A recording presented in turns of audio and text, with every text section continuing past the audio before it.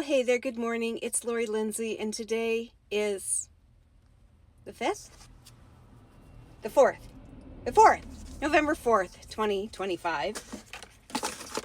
Is the date really meaningful when you, work for yourself and you're your own boss? And I guess, oh, what am I doing? I guess my husband, because he still works, he works Monday through Thursday. That kind of keeps me, I try to work Monday through Thursday, but it definitely bleeds into the weekend. And at our house, Friday is part of the weekend. It wasn't always that way. I mean, when I taught, and when I was an administrator, I worked Monday through Friday, and I put in a ton of hours. Not just at work, but I would bring it all home with me. And my husband has the type of job where he doesn't bring work home with him. He brings home the stress and the bullshit of his job, but he doesn't bring home, he doesn't have to hurry and get papers graded or have a report ready for the school board the next day or, that kind of stuff. But I, as an educator, and if you don't know this about educators, we work 24/7.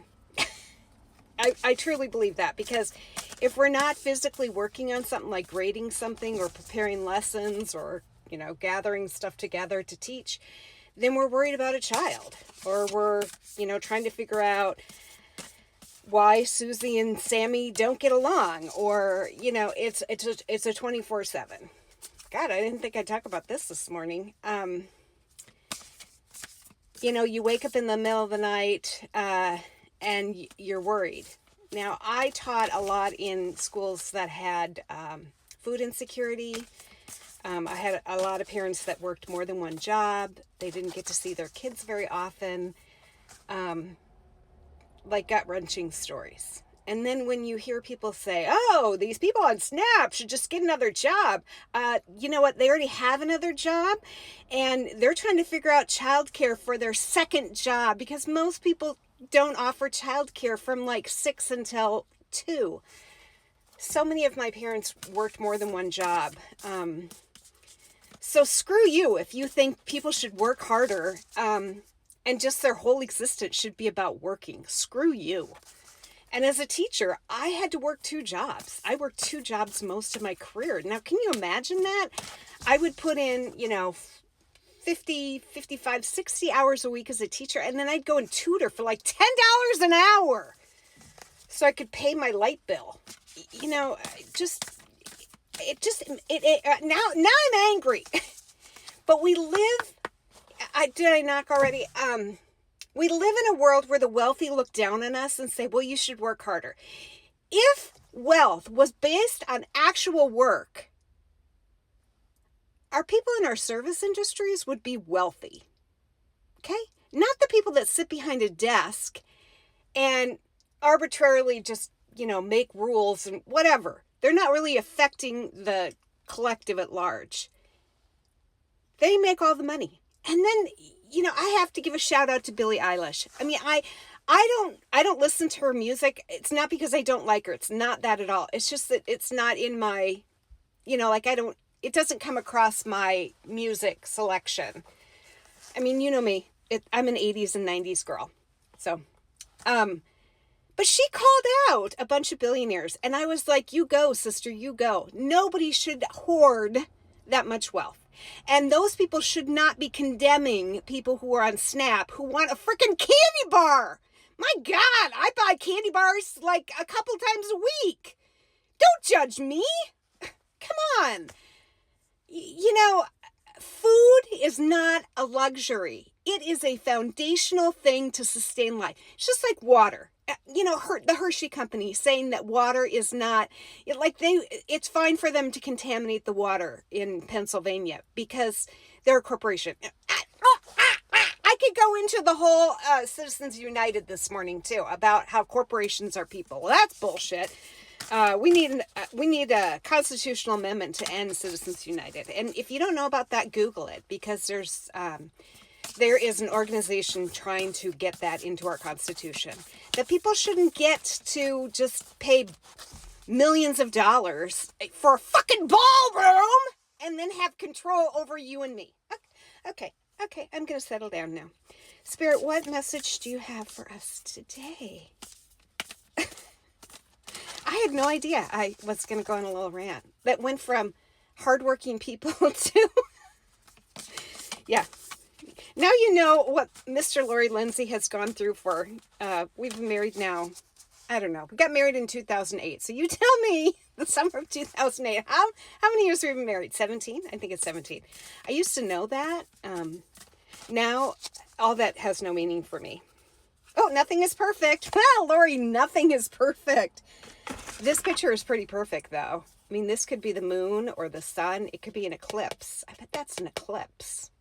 And look at all this energy swirling around it. Oh, and if you look closely, there's like hieroglyphics or not really hieroglyphics, but I can see like animals in. You're not going to be able to see. Oh yeah, maybe you'll be able to see it. Look at that. They're not really hieroglyphics, but maybe an ancient language of some kind. Release perfection and strive for excellence. I'm part of an organization. I'm just going to tell you, I'm a part of Al-Anon because I have a family that has struggles with substances. And one of our sayings is, now I'm drawing a blank, which is so me. Principle over perfection, or there's a couple of perfection things, and perfection really screws us over in life. Now I